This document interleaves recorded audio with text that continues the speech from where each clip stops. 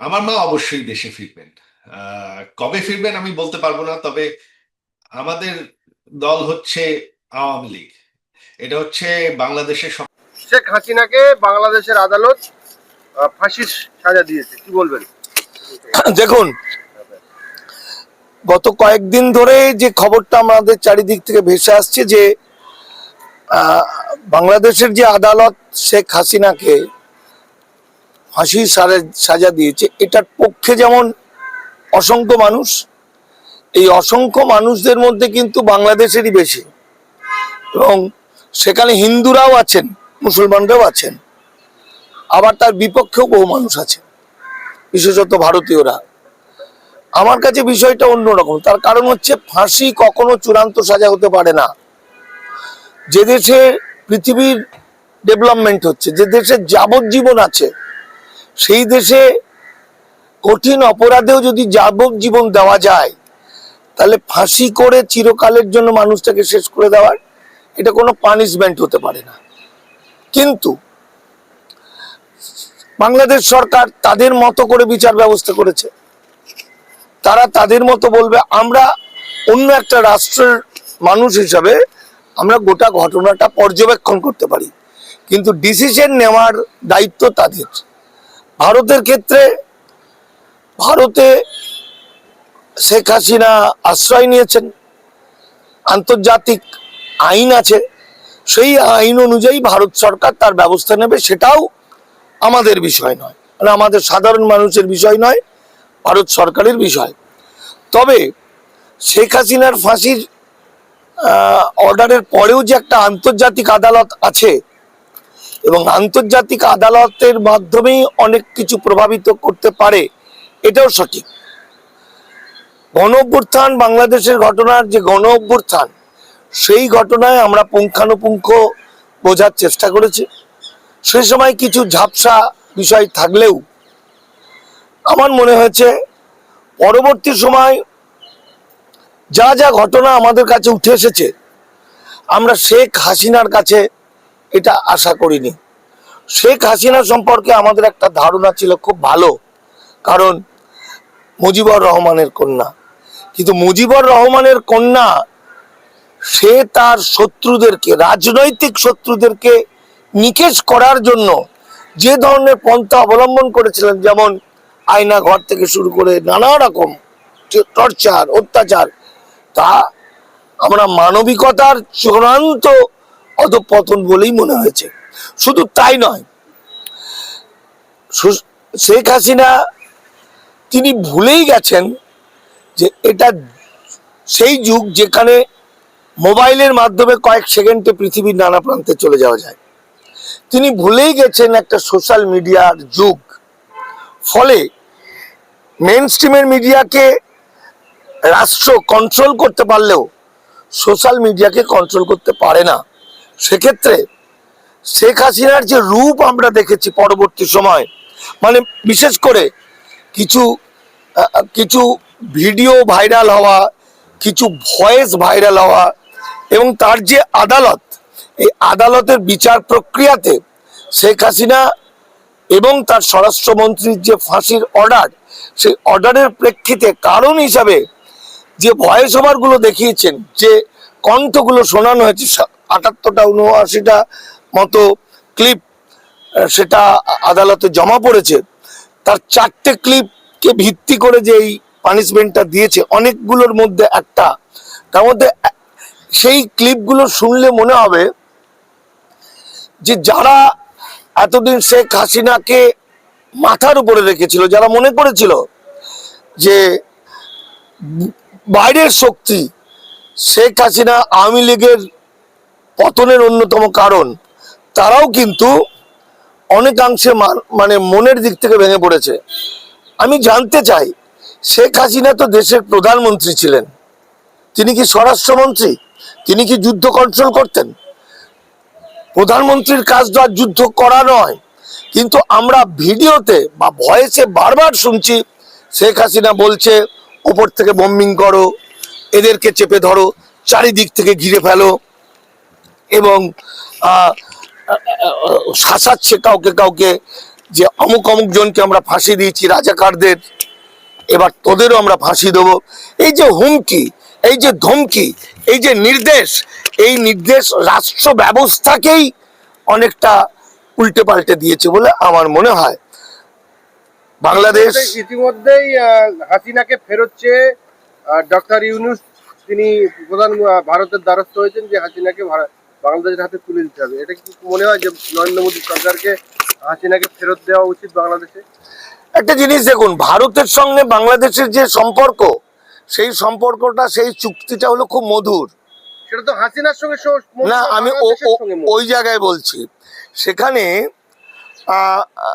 নেহেরু লিয়াকত চুক্তি বলবো না, আমি বলবো ইন্দিরা মুজিব যে চুক্তি 1974-এ হয়েছিল, দুদেশের শান্তি, সে তার ফলে ভারত কিন্তু মানবিক কারণেই হোক, যে কারণেই হোক, ভারতের আর মানবিক কারণ কি আছে? ভারতের যে নরেন্দ্র মোদীর ঘটনা আমরা দেখি, তাদের মানবিকতা বলে কিছু ভারত সরকারের নেই, নরেন্দ্র মোদী, অমিত শাহ তো নেই।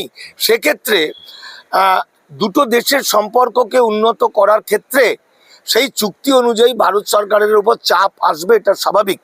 ইচ্ছা করে ভারত সরকার বলবে আমি যেতে দেবো না, এটা কিন্তু সঠিক হবে না। জানি না সেটা কোন দিকে যায়, সময় সব কিছু বলবে। বিশেষ করে আমি একজন লেখক হিসাবে আমি বিষয়টাকে দেখছি, তা মানবিক দৃষ্টিতে দেখছি। যে কারণে শেখ হাসিনার ফাঁসির অর্ডার হয়েছে, সেই কারণটা আমার মনে হচ্ছে ফাঁসি না দিয়ে যদি অন্য কোনো শাস্তি দিত হয়তো ভালো হতো। ফাঁসি না হওয়াটাই বাঞ্ছনীয়, বিশেষ করে একজন মহিলা।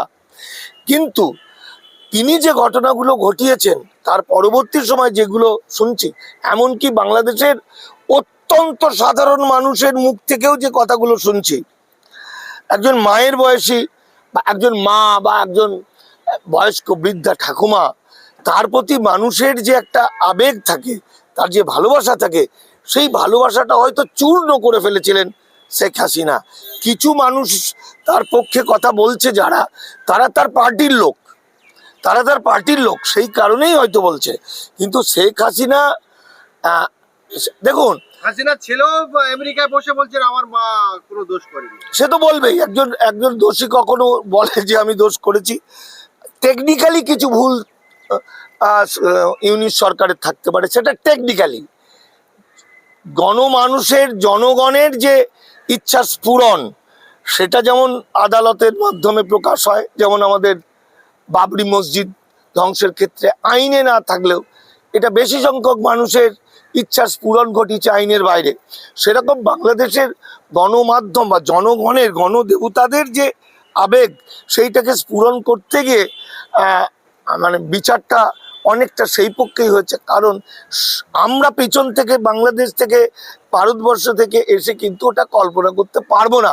কারণ বাংলাদেশে যে গণ অভ্যুত্থান ঘটেছে ছাত্রদেরকে কেন্দ্র করে, যতই পেছনে বিদেশি শক্তি থাকুক, সেটা তো রাজনৈতিক বিষয়, ইন্টারন্যাশনাল চক্র সেটার মধ্যে থাকতে পারে, কিন্তু শেখ হাসিনার যে ভূমিকা, আমরা কিন্তু মনে করেছি ওখানে একটা যুদ্ধ চলছে, সেখানে মিলিটারি নেমেছে, সেখানে পুলিশ নেমেছে, সেখানে বম্বিং হচ্ছে, সেখানে হেলিকপ্টার থেকে গুলি করছে। কাকে গুলি করেছে, কাকে মেরেছে? তার নিজের সন্তানকে মেরেছে। নিজের সন্তানকে কথায় কথায় রাজাকার রাজাকার রাজাকার বলা, আর চারিদিক থেকে ঘিরে ধরে মেরে দাও, গুলি করো, মানে শত শত মানুষকে খুন করা।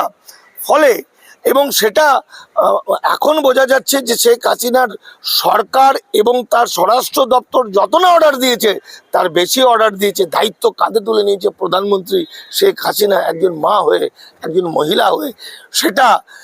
সেটা অনেক মানুষ ক্ষমা নাই করতে পারে।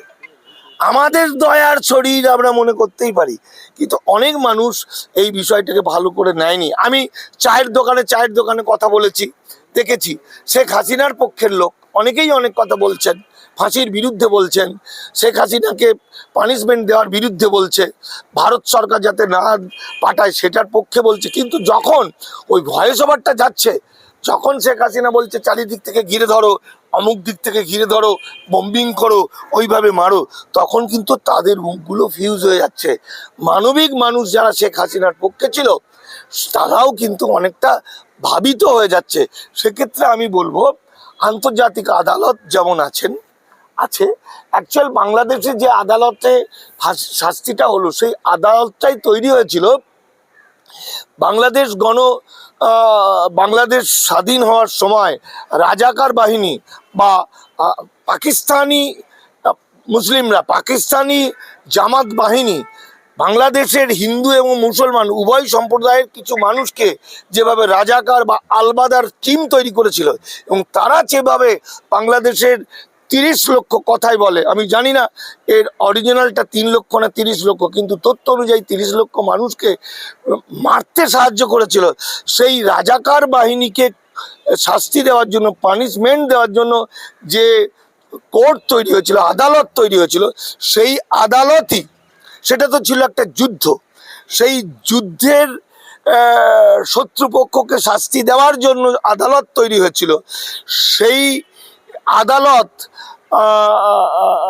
গণঅভ্যুত্থানের সময়টাকে যুদ্ধক্ষেত্র মনে করে শেখ হাসিনার ভূমিকা, আওয়ামী লীগের ভূমিকা যেন জনগণের বিরুদ্ধে যুদ্ধ ঘোষণা করেছে, সেইভাবে যুদ্ধ অপরাধী হিসাবেই পানিশমেন্টটা দিয়েছে। এখন সময় বলবে, মানুষ বলবে, বাংলাদেশের মানুষ বলবে ভবিষ্যৎ কি এবং কি হওয়া উচিত, কি হতে পারে। কিন্তু আমি বলবো ফাঁসির বিরুদ্ধে।